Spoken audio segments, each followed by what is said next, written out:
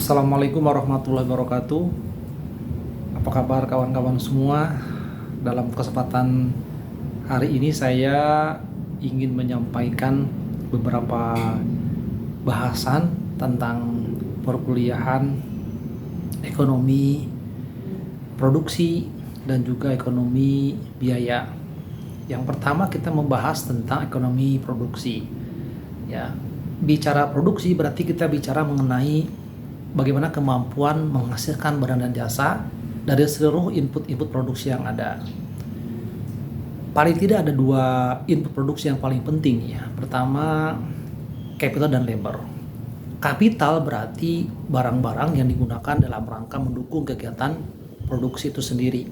Ya, bisa lahan, kemudian alat-alat produksi, teknologi, ya, dan juga kemampuan di dalam entrepreneurship. Dan yang kedua, faktor labor artinya faktor kemampuan sumber daya manusia atau buruh ataupun seseorang yang memanfaatkan keahliannya dalam rangka menghasilkan barang dan jasa sesuai dengan harapan masyarakat ataupun pemesan. Dalam kegiatan produksi juga berarti kita bicara mengenai target yang akan kita hadapi ke depan. Tentu kalau bicara produksi, targetnya adalah bagaimana kita menghasilkan laba yang maksimal dengan memanfaatkan seluruh potensi sumber daya yang ada.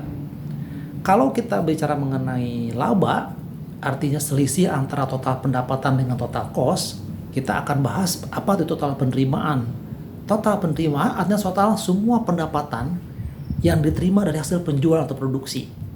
Katakanlah kita misalkan industri di sektor pertanian kopi misalkan, seseorang anak muda yang memiliki luasan lahan sekian hektar, kemudian menghasilkan kopi dari kebun yang dia tanam, dijual ataupun diproduksi kopi tersebut, ya, menghasilkan sebuah barang jadi ataupun barang setengah jadi, dan itulah hasil penerimaan yang akan diterima oleh seseorang tersebut. Total cost, ya, ada dua variabel atau dua komponen besar. Pertama, biaya bahan baku, ya, bagaimana membeli bahan itu, biji kopi itu artinya ada bibit kopinya, ada pupuknya, ada biaya tenaga kerja langsung, ya. Dan bicara mengenai kegiatan produksi di sektor hulu, itu juga nanti akan bicara mengenai komponen biaya-biaya penolong lain, ya.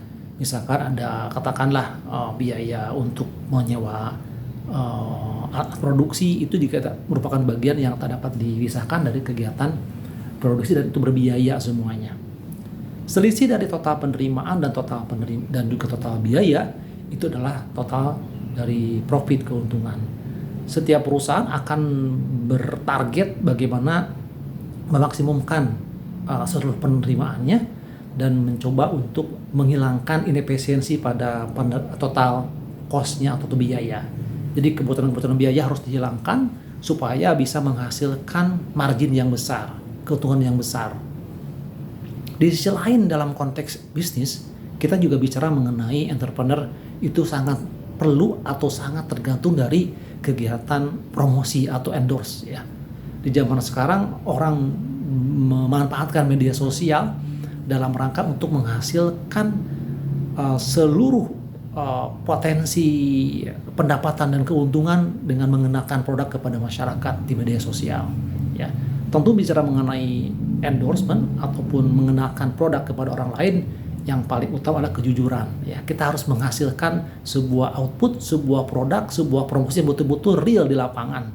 Jangan ada perbedaan antara barang yang ditawarkan di media sosial dengan barang yang ada di lapangan ataupun pada fakta yang terjadi. Ini sesuatu yang sangat kita hindarkan dan tidak boleh dilakukan oleh semua orang yang berbisnis di saat ini.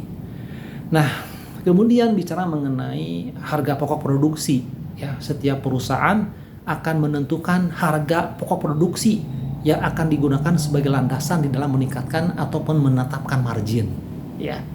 Dari semua komponen bahan baku, tenaga kerja langsung, ya, overhead, itu kita gabungkan semuanya. Kemudian kita setelah muncul harga pokok produksi, kita akan tentukan berapa persen kita akan tetapkan marginnya. Mengenai penetapan margin, tentunya akan melihat sejauh mana jenis barang tersebut dan permintaan dari pasar.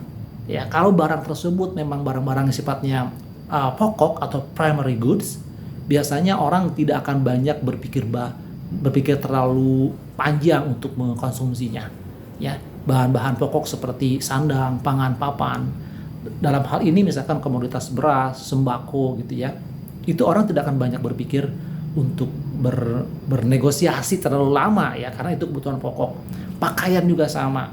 Ya, bicara mengenai pakaian, misalkan sepatu, sandal, itu adalah barang-barang yang digunakan setiap hari ya, dan tentu orang membutuhkannya demi kelengkapan, estetika, dan juga untuk perlindungan diri. Nah, terkadang seolah-olah posisi dari produsen memiliki bargaining yang cukup kuat ya. Tidak masalah sebenarnya, itu hak saja ya, hal-hal yang sangat hak dari seorang penjual, tapi penjual harus menentukan, memastikan bahwa barang itu betul-betul bagus, betul-betul terjamin mutunya, sehingga menghasilkan sebuah kepastian. Karena salah satu hal yang paling berkah itu adalah memberikan ataupun menghasilkan barang-barang yang betul-betul dapat memberikan kepuasan bagi pelanggannya sesuai dengan harga yang ditawarkan. Ada sebuah akad ya, ada keridhaan di antaranya. Si penjual menghasilkan barang yang bagus, pembeli pun ikhlas membelinya, sehingga insya Allah ada keberkahan.